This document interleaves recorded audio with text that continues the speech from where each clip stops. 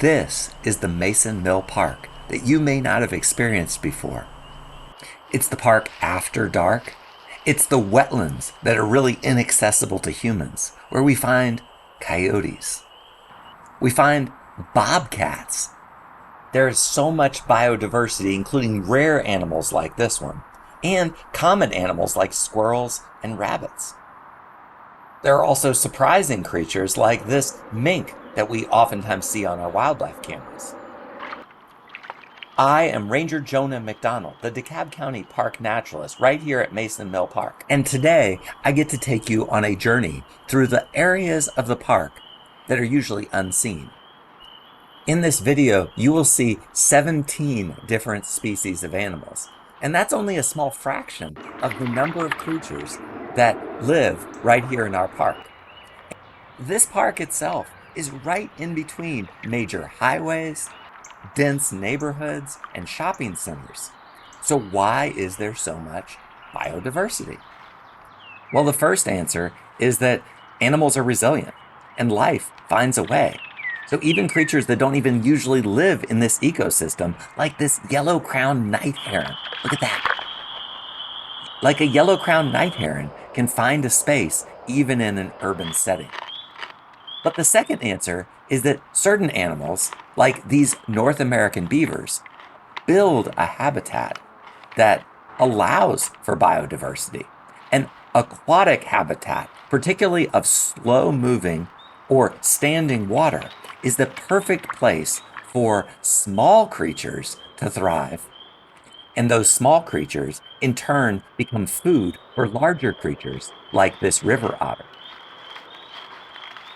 And a final reason for all of this biodiversity are wildlife corridors. We oftentimes think of wildlife as sectioned off into the different green spaces around our city, but no.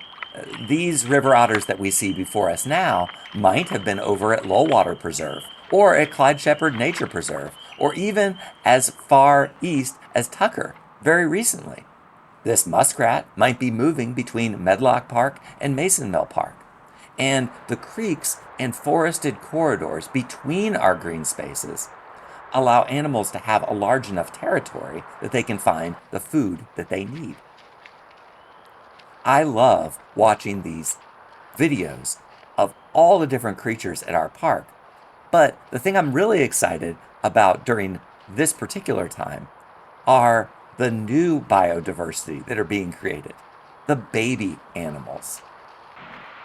If you look at the time and date stamp at the bottom of these videos, you'll see that it is early April.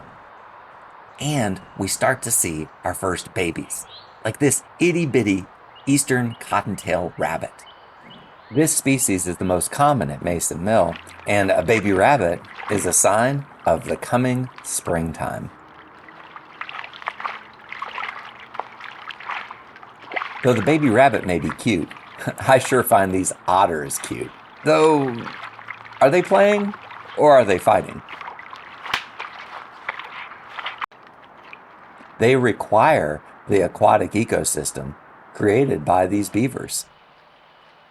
Though it's the water that the animals seek, crossings between ecosystems like this from one pond to another and from the creek into the wetland are the place we've placed our cameras so we can find the animals as they move from one place to another, like this mother mallard and her ducklings.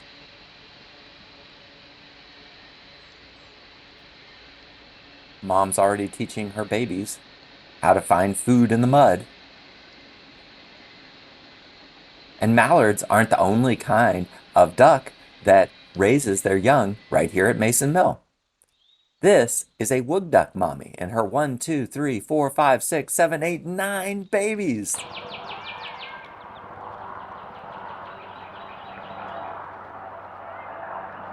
Well, what about mammals?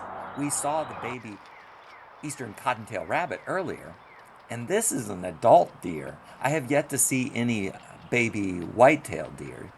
This one's a male, and when you put its head down, you can see that its antlers are beginning to grow. If you look at that back leg, there's that dark dot, and that's a scent gland. But here is a mammal that has just had babies. This is a mother river otter and her pups.